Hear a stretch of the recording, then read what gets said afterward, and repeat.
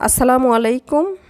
এখন তৈরি করে দেখাবো ছোট বড় সকলের খুবই পছন্দের চকোবার আইসক্রিম। চকোবার আইসক্রিমটি কীভাবে অল্প উপকরণে বাসায় সহজে তৈরি করতে পারবেন, চলুন দেখে নিই কী কী উপকরণ লাগবে। এখানে নিয়েছি হাফ কেজি গরুর দুধ জাল করা ঠান্ডা। এখানে দিয়ে দিচ্ছি 3 টেবিল চামচ কর্নফ্লাওয়ার, দিয়ে দিচ্ছি 1/4 কাপ চিনি, দিয়ে দিচ্ছি 1/3 কাপ গুঁড়া দুধ। আমি এখানে ডিপ্লোমা গুঁড়া দুধ দিয়েছি, দিয়ে এখন সব কিছু ভালোভাবে মিক্স করে নিচ্ছি। দিয়ে দিচ্ছি 1 চিমটি লবণ, দিয়ে আবারও ভালোভাবে মিক্স করে নিয়েছি। এখন চুলায় চলে যাচ্ছি। চুলায় বসিয়ে দিয়েছি, অনবরত নাড়তে হবে, নাড়া বন্ধ করা যাবে না, এখানে কর্নফ্লাওয়ারটা না হলে নিচে লেগে যাবে। আর চুলার আগুন রাখতে হবে মিডিয়াম হিটে। দেখেন হয়ে গিয়েছে, এর মিশ্রণটা কতটুক ঘনত্ব দেখে বুঝতে পারতেছেন। এখন চুলার আগুনটা অফ করে দিচ্ছি। অফ করে দিয়ে একটু ভালোভাবে নেড়ে নিচ্ছি যাতে চাকা চাকা বেঁধে না থাকে। এখন একটা জগের মাঝে ঢেলে নিব যাতে আইসক্রিমের মোল্ডে ডালতে সুবিধা হয়। এখন মোল্ডের মাঝে দিয়ে দিচ্ছি। এই মোল্ডগুলো আপনারা আরএফএল দোকানে পেয়ে যাবেন 80 টাকা মূল্যে।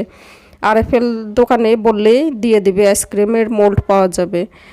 এক এক করে সবগুলো মোল্ডে আমি আইসক্রিম ঢেলে দিয়েছি।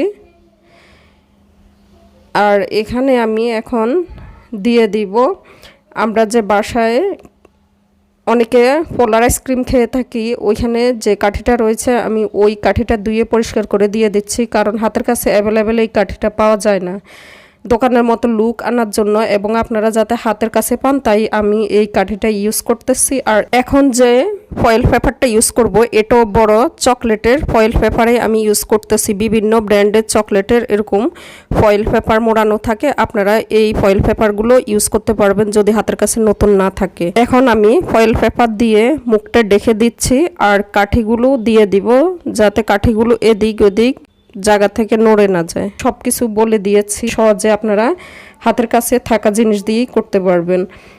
ফয়েল পেপারটা আইসক্রিমের মুখের উপর আটকে দিয়ে একটা ছুরি দিয়ে ছিদ্র করে দিয়েছি। দিয়ে এখন কাঠিগুলো এক এক করে সবগুলো দিয়ে দিয়েছি। এখন 1 রাতের জন্য ডিপ ফ্রিজে রেখে দেব আমি। এরপরে নামিয়ে দেখাচ্ছি।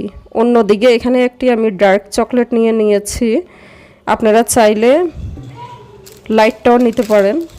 তো চকলেটটা আমি ছোট ছোট করে এখন পানির বাফের উপর গরম করে এটা গলিয়ে নিয়েছি। অন্যদিকে আমি চকলেটটা ডিপ থেকে নামিয়ে নিয়েছি।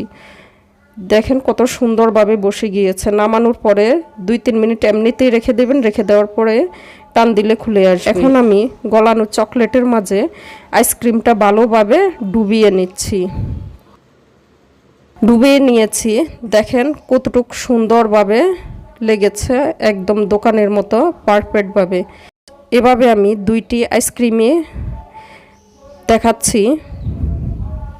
এভাবে আমি এক এক করে সবগুলো চকলেট এখন গড়িয়ে নিব। আর চকলেটটা যদি ঠান্ডা হয়ে যায় তাহলে চকলেটের ফিনিশিংটা ভালো আসবে না, অনেকটা উঁচু নিচু পাহাড়ের মতো হয়ে যাবে। যেটা একটু ঠান্ডা হয়ে গিয়েছে ওইটাও দেখাচ্ছি, দেখেন এরকম একটু উঁচু নিচু হয়ে যাবে। আর গরম চকলেটের মাঝে যদি আপনি পারফেক্টভাবে করেন তাহলে সুন্দর একদম দোকানের মতো মসৃণ হবে।